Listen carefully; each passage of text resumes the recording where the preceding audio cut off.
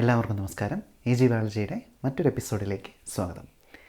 പരിണാമ സംബന്ധിയായ മറ്റൊരു വീഡിയോ ആണ് ഇന്ന് നമ്മൾ ചെയ്യാൻ ഉദ്ദേശിച്ചിരിക്കുന്നത്. കഴിഞ്ഞ വീഡിയോ നിങ്ങളെല്ലാവരും കണ്ടിട്ടുണ്ടാവും. CSIR നെറ്റ് ലൈഫ് സയൻസുമായി ബന്ധപ്പെട്ടിട്ടുള്ള ഒരു ഡീറ്റെയിൽഡ് യൂണിറ്റ് വൈസ് ആയിട്ടുള്ള സിലബസ് അനാലിസിസ് സീരീസ് വരുന്നുണ്ട്. പക്ഷേ ഇതൊരു ജനറൽ വീഡിയോ ആണ് ഇന്ന് ഉദ്ദേശിക്കുന്നത്. സയൻസ് എന്തൂസിയാസ്റ്റ് ആയിട്ടുള്ളവർക്കും അതുപോലെ തന്നെ ബയോളജി സ്റ്റുഡൻസിനും ഒരുപോലെ തന്നെ ഉപകാരപ്രദമാകുന്ന ഒരു വീഡിയോ ആയിരിക്കുമെന്ന് പ്രതീക്ഷിക്കുന്നു. നിങ്ങൾ ചെയ്യേണ്ടത് ഇത്ര മാത്രമാണ്. 10 ചോദ്യങ്ങളുടെ ഒരു സീരീസാണ് ഉണ്ടാവുക. ഒരു true or false challenge, evolution myth busting challenge എന്നാണ് ഞാൻ ഇതിന് പേരിട്ടിരിക്കുന്നത്. വളരെ സിമ്പിളായിട്ടുള്ള ചോദ്യങ്ങൾ. നിങ്ങൾ ഒരു പേനയും പേപ്പറും കരുതുക, അല്ലെങ്കിൽ ഒരു ഇലക്ട്രോണിക് ഡിവൈസ് കരുതുക. ട്രൂ ഓർ ഫോൾസ് എന്ന് മാർക്ക് ചെയ്യുക. ഓരോ ചോദ്യങ്ങളും നമ്മൾ ഡിസ്കഷനിലൂടെ കടന്നു പോകും. അപ്പോൾ അത് ശരിയായിരുന്നോ തെറ്റായിരുന്നോ എന്ന് നിങ്ങൾ ചെക്ക് ചെയ്യുക. അവസാനം നിങ്ങളുടെ അഭിപ്രായം നിങ്ങൾ തീർച്ചയായിട്ടും കമൻറ്റുകളിൽ രേഖപ്പെടുത്താൻ ശ്രമിക്കുമല്ലോ. അപ്പോൾ തീർച്ചയായിട്ടും നമുക്ക് വീഡിയോയിലേക്ക് പോകാം. ആദ്യത്തെ ചോദ്യം ഇതാ: evolution happened in the past but is no longer happening today. Evolution നടന്നത് പാസ്റ്റിലാണ്, പണ്ട് നടന്നതാണ്, ഇന്നത് നടക്കുന്നില്ല. True or false? ഓക്കെ, സമയം കഴിഞ്ഞിരിക്കുകയാണ്. എനിക്ക് തോന്നുന്നു കൂടുതൽ ആളുകളും അത് ശരിയായിട്ട് എഴുതിയിട്ടുണ്ടാവും. ഉത്തരം തെറ്റ് എന്നുള്ളതാണ്, അല്ലേ? കഴിഞ്ഞ വീഡിയോയിൽ നമ്മൾ പ്രതിപാദിച്ചിട്ടുണ്ടായിരുന്നു, എവല്യൂഷൻ എന്ന് പറയുന്നത് ഒരു പാസ്റ്റ് ഹിസ്റ്ററി റീകൺസ്ട്രക്ട് ചെയ്യാനാണ് ശ്രമിക്കുന്നത്. പക്ഷെ അതിന്റെ അർത്ഥം എവല്യൂഷൻ നടക്കുന്നില്ല എന്നല്ല. ലൈഫിന്റെ ഹിസ്റ്ററിയെ റീകൺസ്ട്രക്ട് ചെയ്യുന്നുണ്ട്, പക്ഷേ ഇന്നും നടക്കുന്നു എന്നുള്ളതിന്റെ എക്സാമ്പിൾ, ഹ്യൂമൻ പോപ്പുലേഷന്റെ എക്സാമ്പിൾ, സിക്കിൾ സെൽ അനീമിയെ കുറിച്ച് നമ്മൾ സംസാരിച്ചു. അതുപോലെ തന്നെ HIV റെസിസ്റ്റൻസ് വിവിധ പോപ്പുലേഷൻസിലുള്ളത്, ഇതിനെക്കുറിച്ചും നമ്മൾ കഴിഞ്ഞ വീഡിയോയിൽ പ്രതിപാദിച്ചു. അത് കാണാത്തവരെ ലിങ്കിൽ ക്ലിക്ക് ചെയ്ത് കാണാൻ ശ്രമിക്കുക. അടുത്ത ചോദ്യത്തിലേക്ക് വരാം. Evolution has no goal, it is a continuous process. Evolution പ്രത്യേകിച്ച് ഗോൾ ഒന്നുമില്ല, അതൊരു കണ്ടിന്യൂസ് പ്രോസസ് ആണ്. ശരിയാണോ തെറ്റാണോ? നിങ്ങൾക്ക് എല്ലാവർക്കും ഒരു ഉത്തരം ലഭിച്ചിട്ടുണ്ടാകുമെന്ന് പ്രതീക്ഷിക്കുന്നു. ഓക്കെ, അത് ശരിയാണ്. ഈ ഉത്തരം എന്ന് പറയുന്നത് ശരിയാണ്. എവല്യൂഷന് പ്രത്യേകിച്ച് ഗോൾ ഒന്നുമില്ല, അതൊരു കണ്ടിന്യൂസ് പ്രോസസ് ആണ്. നമ്മൾ പറഞ്ഞിരുന്നു, അല്ലേ? പലപ്പോഴും അതൊരു ട്രേഡ് ഓഫ് ആണ്. പ്രകൃതി നിർദ്ധാരണം പറഞ്ഞപ്പോൾ തന്നെ നമ്മൾ പറഞ്ഞിരുന്നു അതിന് പ്രത്യേകിച്ച് ഗോൾ ഉണ്ട് എന്ന് നമുക്ക് ചിലപ്പോൾ തോന്നുമായിരിക്കും, അല്ലേ? പക്ഷേ അതിനില്ല. അവൈലബിൾ ആയിട്ടുള്ള മ്യൂട്ടേഷനിൽ നിന്ന് പലപ്പോഴും മികച്ച സർവൈവ് ചെയ്യുന്ന മ്യൂട്ടേഷൻ, മികച്ചതല്ല സർവൈവ് ചെയ്യുന്ന മ്യൂട്ടേഷൻസിനെ സെലക്ട് ചെയ്യുകയാണ് ഇവിടെ ചെയ്യുന്നത്. അതിനുദാഹരണമാണ് കഴിഞ്ഞ തവണ നമ്മൾ ചെയ്തിട്ടുള്ള വീഡിയോ. അതിൽ വിശദമായിട്ട് തന്നെ പറഞ്ഞിട്ടുണ്ട്. ഓക്കെ, അടുത്ത ചോദ്യത്തിലേക്ക് പോവുക. Evolution always moves from simple to complex. Okay, evolution എപ്പോഴും സിമ്പിൾ ആയിട്ട് നിന്ന് കോംപ്ലക്സ് ആയിട്ടുള്ള ജീവികളിലേക്ക് മാറുകയാണ് എവല്യൂഷനിൽ സംഭവിക്കുക. എന്താണ് നിങ്ങൾ വിചാരിക്കുന്നത്? ഓക്കെ, ഉത്തരം എഴുതി കഴിഞ്ഞു എന്ന് വിചാരിക്കുന്നു. ഞാൻ പറയുന്നു അത് ശരിയാണെന്ന് പറയുന്നു. അല്ല, അത് ശരിയല്ല, അത് തെറ്റായ ഒരു സ്റ്റേറ്റ്മെന്റ് ആണ്. പൊതുവെ ഇത് സയൻസ് സ്റ്റുഡൻസിന്റെ ഇടയിൽ മാത്രമല്ല, ശാസ്ത്ര പ്രചാരകരുടെ ഇടയിലും ഇത് തെറ്റായിട്ട് പറയുന്നതായിട്ട് പല വീഡിയോസിലും കണ്ടിട്ടുണ്ട്. സിമ്പിൾ ടു കോംപ്ലക്സ് എന്ന് പറയുന്ന ഒരു റൂളൊന്നും എവല്യൂഷനില്ല. പൊതുവെ നിങ്ങൾക്ക് തോന്നുമായിരിക്കും, അതിന്റെ ഒരു ജനറൽ ട്രെൻഡ് നോക്കിയാൽ നിങ്ങൾക്ക് തോന്നും സിമ്പിൾ കോംപ്ലക്സ് എന്ന ഒരു കോംപ്ലക്സിറ്റിയിലേക്ക് പോകുന്നുണ്ട് എന്ന്. പക്ഷെ അങ്ങനെ ഒരു റൂളില്ല. ഞാൻ നേരത്തെ പറഞ്ഞല്ലോ, നാച്ചുറൽ സെലക്ഷൻ എക്സ്പ്ലെയിൻ ചെയ്തപ്പോൾ പറഞ്ഞിരുന്നു, അവിടെ സർവൈവ് ചെയ്യുക എന്നുള്ളതാണ് പ്രധാനമായിട്ടുള്ള കാര്യം. അതിൽ കുറേയധികം ട്രേഡ് ഓഫുകളുണ്ട്, അതിൽ പെർഫെക്ഷൻ ഇല്ല. അതുപോലെ തന്നെ കോംപ്ലക്സിറ്റിയിലേക്ക് എപ്പോഴും മൂവ് ചെയ്യണമെന്നില്ല. ചില സമയത്ത് നമുക്ക് സിംപ്ലിസിറ്റി ആണ്, ഒരു സെലക്ഷൻ പ്രഷർ ഉണ്ടാകുമ്പോൾ സിംപ്ലിസിറ്റി ആണ് ഫേവർ ചെയ്യപ്പെടുന്നത്, സർവൈവ് ചെയ്യാൻ സാധിക്കുന്നതെങ്കിൽ അതായിരിക്കും എന്ത് ചെയ്യുക, സെലക്ട് ചെയ്യപ്പെടുക എന്നുള്ളത്. കോംപ്ലക്സ് എന്ന് പറയുന്ന ഒരു ട്രെൻഡായിട്ട് പൊതുവെ നിങ്ങൾക്ക് പറയാമെങ്കിലും അങ്ങനെ ഒരു കുറേയധികം ഉദാഹരണങ്ങളുണ്ട് അങ്ങനെയല്ല എന്നുള്ളതിനും. പല സിമ്പിൾ ആയിട്ടുള്ള ഡൈജസ്റ്റീവ് സിസ്റ്റംസ് ഉള്ള ഓർഗാനിസംസ് ഉണ്ടായിട്ടുണ്ട്. പിന്നെ സിമ്പിൾ ആയിട്ടുള്ള ബാക്ടീരിയാസും എല്ലാം ഇവോൾവ് ചെയ്തുകൊണ്ടിരിക്കുകയാണ്, അല്ലേ? ഇപ്പൊ സിമ്പിൾ ടു കോംപ്ലക്സ് എന്ന് പറയുന്ന ഒരു റൂളൊന്നും പരിണാമത്തിനില്ല, അങ്ങനെ നിങ്ങൾ വിചാരിക്കരുത്. അങ്ങനെയെങ്കിൽ നമുക്ക് നാലാമത്തെ ചോദ്യത്തിലേക്ക് പോയാലോ? ഇതുവരെ നിങ്ങൾക്ക് കറക്റ്റായിട്ട് ആൻസർ ചെയ്യാൻ സാധിച്ചിട്ടുണ്ടെന്നാണ് വിചാരിക്കുന്നത്. Okay, evolution explains how life began. ഇത് വളരെ ഈസിയാണ്. ഓക്കെ, ഉത്തരം എഴുതി എന്ന് വിചാരിക്കുന്നു. എഴുതിയോ? ഓക്കെ, ഇതിന്റെ ആൻസർ ഞാൻ വിചാരിക്കുന്നു അത് ട്രൂ ആണ്. ആണോ? ട്രൂ അല്ല, അതൊരു ഫോൾസ് ആയ ഉത്തരവാണ്. ഫോൾസ് ആണ്.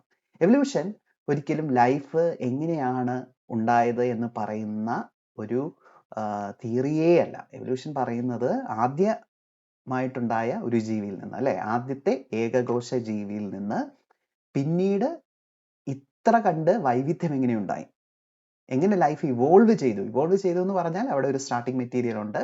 ഈ സ്റ്റാർട്ടിംഗ് മെറ്റീരിയൽ എങ്ങനെ ഉണ്ടായി എന്ന് പറയുന്നത് നമ്മുടെ ബയോജെനസിസ് ഉണ്ട്, അല്ലെ? അത് മറ്റൊരു കാര്യമാണ്. ഫസ്റ്റ് ലിവിങ് സെല്ലിൽ നിന്ന് ഇന്നുള്ള ജൈവ വൈവിധ്യം എങ്ങനെ ഉണ്ടായി എന്ന് എക്സ്പ്ലെയിൻ ചെയ്യുന്നതാണ് എവല്യൂഷൻ. ഇതും പലപ്പോഴും ആളുകൾക്ക് തെറ്റിപ്പോകാറുണ്ട്. അടുത്ത ഒരു ചോദ്യത്തിലേക്ക് നമുക്ക് വരാം. ഓക്കെ, എവല്യൂഷൻ ഒരു റാൻഡം പ്രോസസ്സാണ്.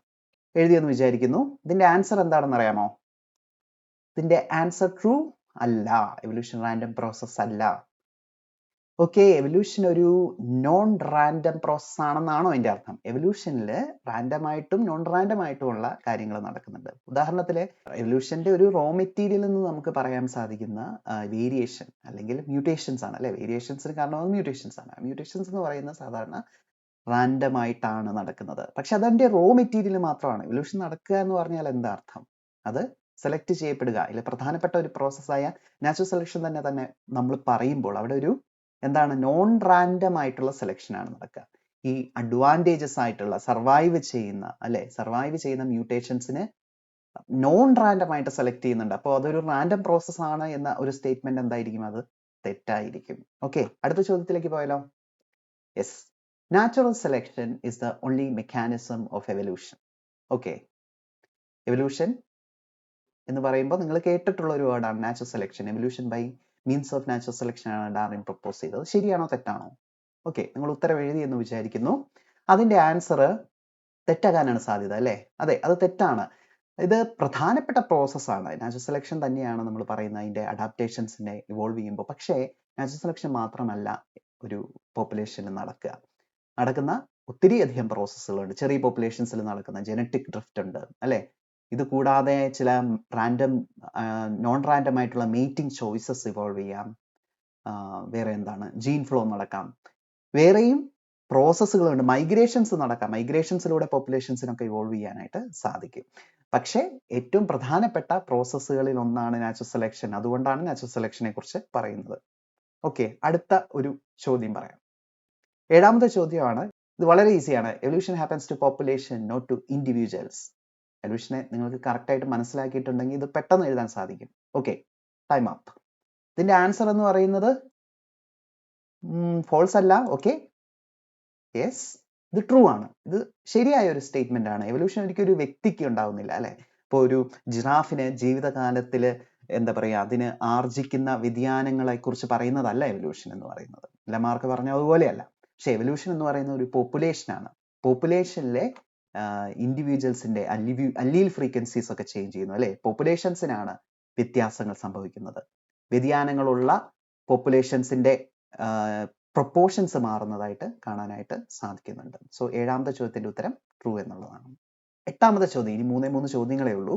8ാമത്തെ ചോദ്യം നോക്കിയോ, വളരെ easy. All mutations are harmful. Okay, ഇതിന്റെ ആൻസർ എന്തായിരിക്കും? Okay, time up. അതിന്റെ ആൻസർ ട്രൂ ആണോ? അല്ല. ഇതിന്റെ ആൻസർ എന്ന് പറയുന്നത് യെസ്, ഫോൾസ് ആണ്. ഇത് തെറ്റായ ഒരു സ്റ്റേറ്റ്മെന്റ് ആണ്. എല്ലാ മ്യൂട്ടേഷൻസും ഒന്നും ഹാർംഫുൾ അല്ല. ചില മ്യൂട്ടേഷൻസ് ആണ്. അതുകൊണ്ടാണല്ലോ നമ്മൾ പറയുന്നത് അഡ്വാൻറ്റേജസ് ആയി ട്രേറ്റുകൾ എങ്ങനെ ഇവോൾവ് ചെയ്യുന്നത്. അതിന്റെ റോ മെറ്റീരിയൽ എന്ന് പറയുന്ന വേരിയേഷൻ ആണ്, മ്യൂട്ടേഷൻ ആണ്. അപ്പോൾ ചില സമയങ്ങളിൽ അഡ്വാൻറ്റേജസ് ആയിട്ടുള്ള മ്യൂട്ടേഷൻസ് ഉണ്ടാവാം. പക്ഷെ പല സമയങ്ങളിലും ഈ മ്യൂട്ടേഷൻസ് ഹാർംഫുൾ ആകാനുള്ള സാധ്യതയുണ്ട്. അത് കേട്ടോ. ഈ അഡ്വാൻറ്റേജസ് ആയിട്ടുള്ള മ്യൂട്ടേഷൻസ് ഉണ്ടാകാനുള്ള സാധ്യതകൾ വളരെ കുറവാണ്. അതിന്റെ പ്രൊപ്പോർഷൻസ് വളരെ കുറവായിരിക്കും. പക്ഷെ അതാണ് എവല്യൂഷന്റെ ടൈം പോയിന്റ് ഓഫ് വ്യൂവിൽ നമ്മൾ നോക്കുകയാണെങ്കിൽ വളരെ വലിയൊരു സ്കെയിലാണ്, മില്യൺസ് ഓഫ് സ്കെയിലാണ്. അപ്പോൾ ഇത്തരത്തിലുള്ള മ്യൂട്ടേഷൻസ് ഇവോൾവ് ചെയ്യാനുള്ള സാധ്യത വളരെ കൂടുതലുമാണ്. ഭൂരിഭാഗം മ്യൂട്ടേഷൻസ് നിങ്ങൾ ഓർക്കുക, പലതും പ്രത്യേകിച്ച് മാറ്റങ്ങളൊന്നും ഉണ്ടാക്കത്തില്ല. കാരണം എന്താണ്, കോഡിംഗ് റീജിയനിലൊന്നും അല്ല ഈ മ്യൂട്ടേഷൻസ് നടക്കുന്നത് എങ്കിൽ പ്രത്യേകിച്ച് മാറ്റങ്ങളൊന്നും ഉണ്ടാവില്ല. അത് ന്യൂട്രലാണ്. പിന്നെ കുറെ മ്യൂട്ടേഷൻസ് ഹാർംഫുൾ ആണ്. നിങ്ങളുടെ പ്രോട്ടീനുകളിൽ, ജീനുകളിലാണ് കോഡ് ചെയ്യുന്ന ഭാഗത്താണെങ്കിൽ അത് ഹാർംഫുൾ ആയിട്ട് മാറും. പക്ഷെ മറ്റ് മ്യൂട്ടേഷൻസിൽ ഒന്നും, ചില മ്യൂട്ടേഷൻസ് ഒക്കെ അഡ്വാൻറ്റേജസ് ആയിട്ട് മാറാറുണ്ട്.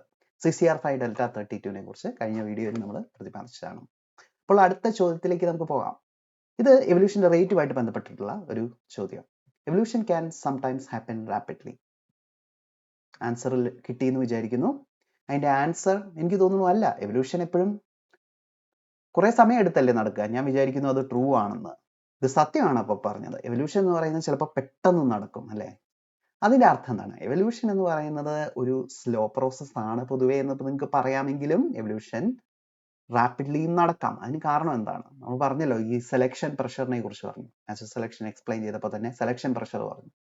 വലിയൊരു സെലക്ഷൻ പ്രഷർ ഉണ്ടെങ്കിൽ എവല്യൂഷൻ വളരെ പെട്ടെന്ന് നടക്കും. അതിന് ഉദാഹരണമാണ് ഇപ്പോഴുള്ള ആന്റിബയോട്ടിക് റെസിസ്റ്റൻസ്. എന്തുകൊണ്ടാണ് ബാക്ടീരിയാസ് കൂടുതലായിട്ട് റെസിസ്റ്റൻസ് നേടുന്നത് ഈ ആന്റിബയോട്ടിക്സിനെതിരെ? നമ്മൾ കൂടുതലായിട്ട് ഉപയോഗിക്കും അല്ലെ?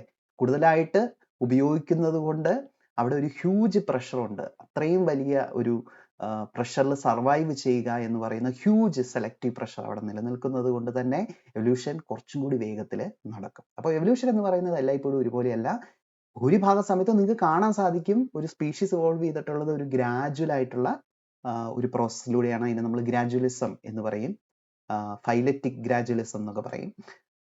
എന്നാൽ ചില ഭാഗത്ത് സ്പീഷീസുകൾ പെട്ടെന്ന് ഇവോൾവ് ചെയ്തിട്ടുമുണ്ട്. അങ്ങനെയുള്ള എവല്യൂഷണറി ഹിസ്റ്ററിയും നമ്മുടെ ഇടയിൽ കാണാനായിട്ട് സാധിക്കും. ഓക്കെ, അങ്ങനെയെങ്കിൽ അവസാന ചോദ്യം നിങ്ങൾ ആൻസർ ചെയ്യുക.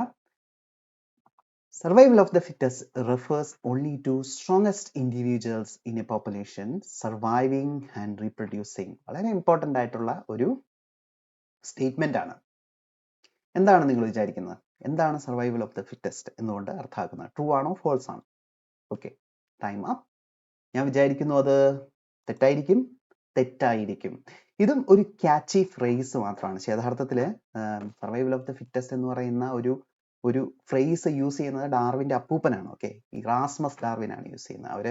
അദ്ദേഹം ഒരു ക്ലിയർ ആയിട്ടുള്ള ഒരു തിയറിയിലേക്കൊന്നും വന്നില്ലെങ്കിലും ഒരു ആശയം ഉണ്ടായിരുന്നു അല്ലെ? എവല്യൂഷൻ എന്ന് പറഞ്ഞ ഒരു ആശയം ഉണ്ടായിരുന്നു. ടെസ്റ്റ് എന്നതുകൊണ്ട് അർത്ഥമാക്കുന്നത് റീപ്രൊഡക്റ്റീവ് ഫിറ്റ്നസ് ആണ്.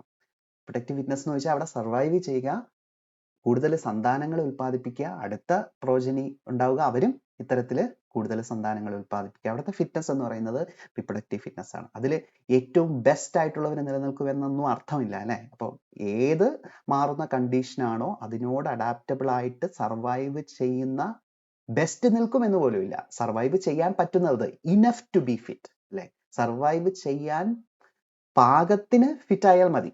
അതിനനുസരിച്ചിട്ട് അതിനുശേഷം കൂടുതലായിട്ട് പ്രോജനീസിനെ ഉണ്ടാക്കിയാൽ മതി. അപ്പോൾ അതൊരു ക്യാച്ചി ഫ്രേസ് മാത്രമാണ്. അതിനൊരു ലിറ്ററൽ മീനിങ് അങ്ങനെ ഒരു അർത്ഥമില്ല. അതിലെ ഏറ്റവും സ്ട്രോങ് ആയിട്ടുള്ള ഇൻഡിവിജ്വൽ, സ്ട്രോങ് എന്ന അർത്ഥമില്ല. ചില സമയത്ത് ഫിസിക്കൽ സ്ട്രെങ്ത് അല്ല, അവിടെ റീപ്രൊഡക്റ്റീവ് ഫിറ്റ്നസ് ആണ് കാര്യമാക്കുന്നത് അല്ലെ? ഇപ്പോൾ സ്ട്രോങ് ആയിട്ടുള്ള ഇൻഡിവിജ്വൽ, വീക്ക് ആയിട്ടുള്ള ഇൻഡിവിജ്വൽ ഫിസിക്കൽ സ്ട്രെങ്ത് വഴിയല്ല അത് മനസ്സിലാക്കുന്നത്. ഏതൊരു കണ്ടീഷനാണോ അവിടെ ഉള്ളത്, ഏതൊരു സെലക്ഷൻ പ്രഷറാണോ ഉള്ളത്, അതിനെ അതിജീവിക്കാൻ പ്രാപ്തമായവർ നിലനിൽക്കുമെന്നുള്ളതാണ്. അപ്പൊ അതിജീവനമാണ് അവിടുത്തെ പ്രധാനപ്പെട്ട ഒരു ഫാക്ടർ.